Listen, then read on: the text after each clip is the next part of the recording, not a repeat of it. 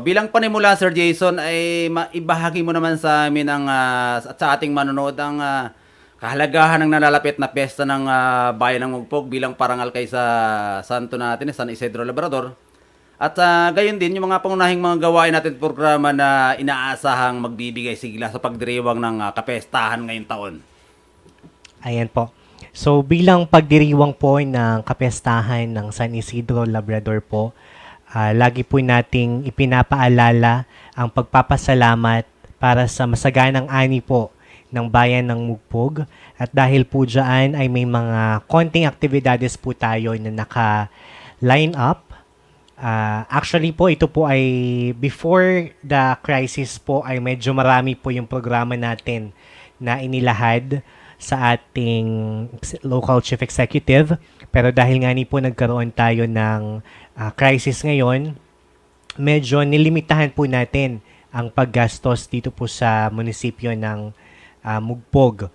So ang ilan po dyan ay ang ating pong inaabangan ng lahat na Hiyas ng Mugpog 2026.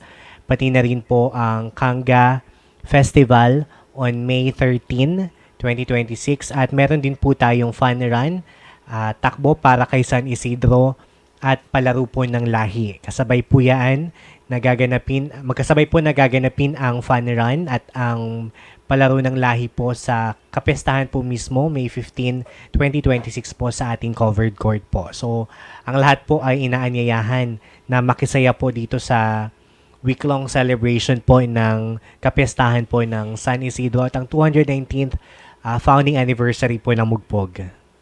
So, Sir Jason, liban dyan mo sa mga programa natin yan ay ilatag na natin yung iba pa nating mga programa na in relation sa pagdiriwang natin ng piyesta para sa kaalaman ng ating mga kababayan. At the same time po ay yung mga gustong manood na magiging bisita natin na kahit mga local tourists po natin dito sa pagdiriwang po natin ito.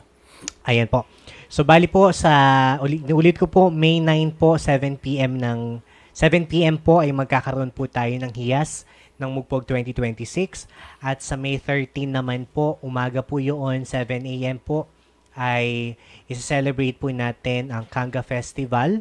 Magkakaroon po tayo ng competition ng Kanga doon po mula po sa 9 district po ng Mugpog. At magkakaroon din po tayo ng adobohan at yubakan. At after po noon ay may launching din po tayo ng piso para sa malnutrisyon. Ito po inisyatiba ng lokal na pamahalaan ng Mugpog para po iwasan o mabawasan ang malnutrisyon po sa bayan ng Mugpog.